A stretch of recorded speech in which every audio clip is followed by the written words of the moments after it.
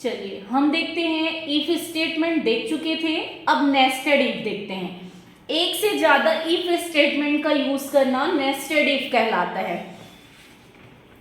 तो nested if का एक प्रोग्राम देखते हैं। यहां पे लिए हम इंटीजर a, b और c, तीन वैल्यू लिए। अब यहां पे C out, enter the number is equals to C in, यहां पे a की वैल्यू देंगे, फिर आपको एंटर द नंबर, फिर लेना पड़ेगा b की वैल्यू, वैसे एंटर द नंबर c। तो आप तीनों वैल्यू अगर एक साथ देना चाहते हो तो यहां पे इस तरह से यूज कर सकते हो।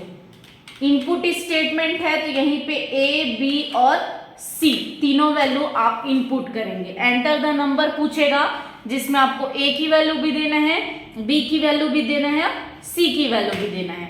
अब यहां पे यूज करेंगे इफ, यदि a बड़ा होता है, a की वैल्यू बड़ा होता है b से, और डबल एंड और का काम करता है, और a की वैल्यू बड़ा होगा किससे, c से, तो मैसेज क्या आएगा,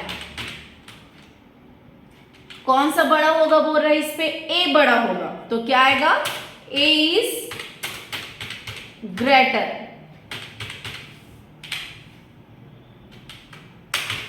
एल्स, नहीं तो यदि b बड़ा होगा किससे, a से, और b बड़ा होगा c से, मतलब इसमें सबसे बड़ा किसको बोल रहे हैं, b को, तो यहां पे क्या करेंगे, c out b is greater.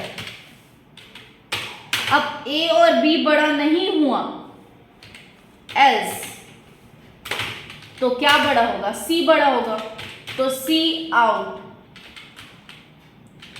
c is greater, तो क्या बड़ा होगा, c बड़ा होगा। तो यहां पे F11 प्रेस किए, a की वैल्यू दे दिए, b की वैल्यू दे दिए, और यहाँ पे c की वैल्यू दे दी। तो यहाँ पे सबसे बड़ी वैल्यू कौन सा है, b का है, तो क्या आएगा, b इज ग्रेटर। तीनों में फर्स्ट में a की वैल्यू आएगा, सेकंड में b की वैल्यू आएगा, थर्ड में c की वैल्यू आएगा। क्योंकि हम बार बार एंटर द नंबर नहीं दिए हैं, enter the number one time दिए हैं जिसमें आपको a, b और c तीनों का वैल्यू इनपुट करना है। अगर आप चाहते हो बार बार ये आए तो आप इस तरह से यूज कर सकते हो, जैसे कि यहां से इसको हटा दिए b और c को, तो यहां पे अलग से लाइन आपको ऐड करना पड़ेगा।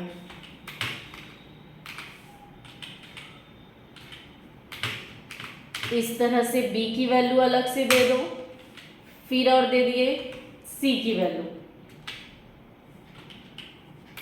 तो यहाँ पे c की वैल्यू, तो यहाँ पे enter the number, a equal लिख दो ताकि पता चले, b इक्वल लिख दो और यहाँ पे c इक्वल लिख दो।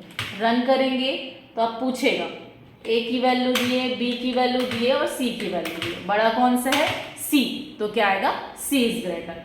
तो इस तरह से आप एंटर द नंबर बार बार भी लिख सकते हो, और एक साथ यूज करने हैं तो एक साथ यूज कर सकते हो।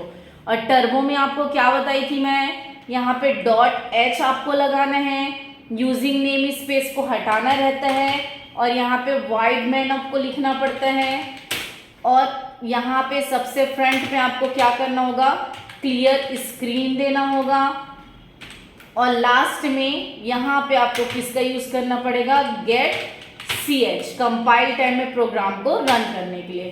तो टर्बो में इतना चेंजेस होता है, बाकी सेम 2 कॉपी होता है। तो ये था हमारा नेस्टेड इफ का प्रोग्राम। इसके आगे का वीडियो देखने के लिए मेरे चैनल को लाइक, शेयर एंड सब्सक्राइब करें। Thank you.